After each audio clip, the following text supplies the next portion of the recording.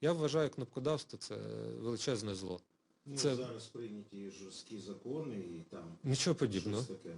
Ну, по-перше, всі депутати, які кнопкодавили, писали перед тим, як прийшли в парламент, заяви гучні такі на папері, що якщо, не дай Бог, я прокнопкодавлю, складу мандат. Тільки ніхто не склав постфактум. І колеги їх по фракції теж не домоглись складання цього мандату. Хоча прийняти закон, який би дозволив позбавляти мандату, дуже легко. Зараз прийняли що закон? Про штраф? Про те, що депутат-кнопкодав буде позбавлений, або прогульник буде позбавлений депутатських виплат? Слухайте, ну, хочете трошки хайпу з мого досвіду. Я отримував зарплату, ти розписуєшся в такій бухгалтерській книжці в канцелярії, в бухгалтерії.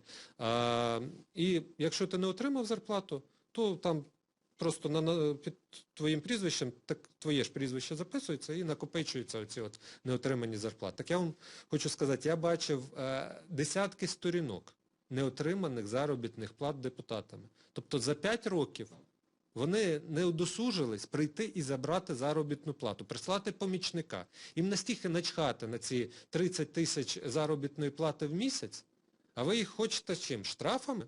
Так слухайте, ну вони сміялись.